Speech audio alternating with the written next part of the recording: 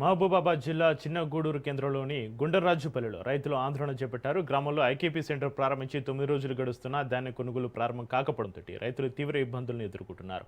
కొనుగోలు ప్రక్రియ ఆలస్యం కావడంతో రైతులు తమ ధాన్యాన్ని ఐకేపీ సెంటర్ ప్రాంగణంలోనే ఎండబెట్టాల్సి వస్తుంది. ధాన్యంపైన కప్పుకోవడానికి ముందస్తుగా పట్టాలు పంపిణీ చేయవలసి ఉండగా ఒకరిద్దరికి మాత్రమే పట్టాలు ఇచ్చి మిగతావి బయట వారికి ఇస్తున్నట్లుగా రైతులు ఆరోపిస్తున్నారు. అకస్మాత్తుగా కురిసిన వర్షానికి ఐకేపీ కేంద్రంలో ధాన్యం పూర్తిగా తడిసి ముద్దడంతో రైతులు ఆవేదన వ్యక్తం చేస్తున్నారు. పంట నష్టం జరిగినా అధికారుల నుంచి ఎలాంటి స్పందన లేదని మండిపడుతున్నారు.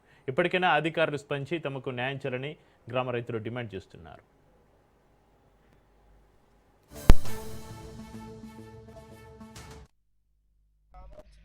మండలం మైబాద్ ఇక్కడ గుండరాజుపల్లి గ్రామంలో గత 10 రోజుల క్రితము ఐకేపీ సెంటర్ ఓపెన్ చేయడం జరిగింది. అప్పటి నుంచి ఇప్పటి వరకు స్థానిక అధికారులు ఇక్కడ కాంటాలు నిర్వహించకపోవడం వల్ల రాత్రి వచ్చిన వర్షానికి ఈ రైతులు ఈ ధాన్యం తడిసి అనేక ఇబ్బందులు ఎదుర్కొంటారు. తక్షణమే ఇక్కడ స్థానికంగా ఉన్న అధికారులు ఈ తడిసిన ధాన్యాన్ని ప్రతి గింజను కొని రైతులను ఆదుకోవాలని మా గుండరాజుపల్లి రైతుల పక్షాన ఈరోజు ఈ రైతుల పక్షాన వాళ్ళది తడిసిన ధాన్యాన్ని సందర్శించి వీళ్ళకు న్యాయం చేయాలని కలెక్టర్ గారు తక్షణమే స్పందించి వడ్లు కొనుగోలు కేంద్రాన్ని ప్రారంభించాలని రైతుల పక్షాన